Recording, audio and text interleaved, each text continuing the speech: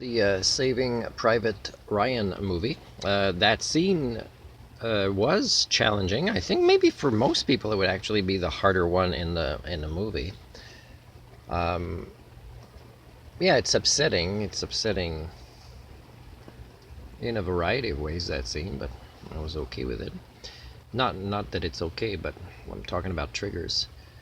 But you know what's sad, and this will be the last post on Remembrance Day, is we remember, but we don't remember the lesson to end wars.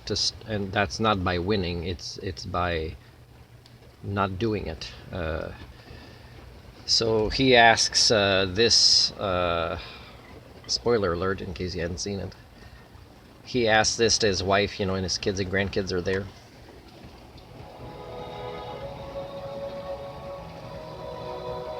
Tell me I've led a good life. What? Tell me I'm a good man. And then she answers. But the thing is you don't need to go through that to to to decide how important it is to be a good man. Because, for example, if you get an education, if you're a learned person, you realize that you don't have to reference the last war. A lot of people that came back from that war, they either had survivor's guilt and or both. They had a tortured conscience. So, even if she says he is a good guy, it's possible that, at least in cultures of today, there is no trauma treatment centers to help with such things. But the thing is I don't need to be in a war to be in a good man. How do you explain that? And also, just knowing the concept of evolution made it that our ancestors, and I'm talking thousands of years ago, or even hundreds of thousands of years ago, have suffered through stories that we don't have movies of.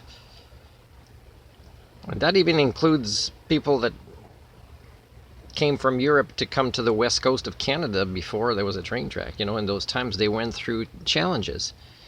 And they might be considered colonizers, but they're also considered people that left to have a better life.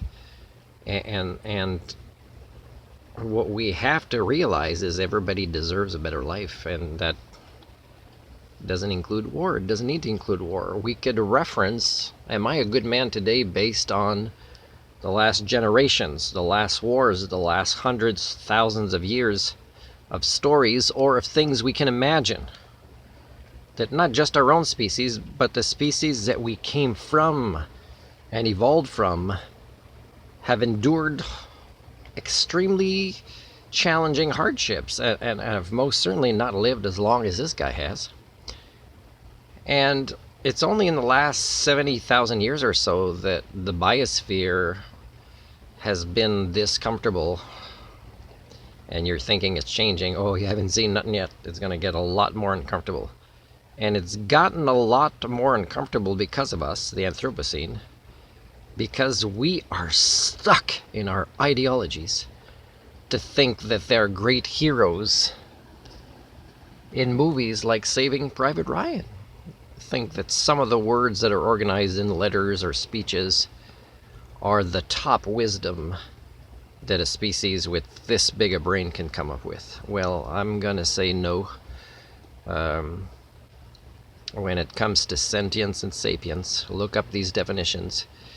We not only have not left prepubescence and evolved higher, we actually have been devolving, and we've taken a ceiling down with us to make sure we never go in the other direction again. So that's why I suffer from species alienation, because you guys don't seem to realize that as much hardships as you will go through, now you can't even learn how to reverse that path anymore.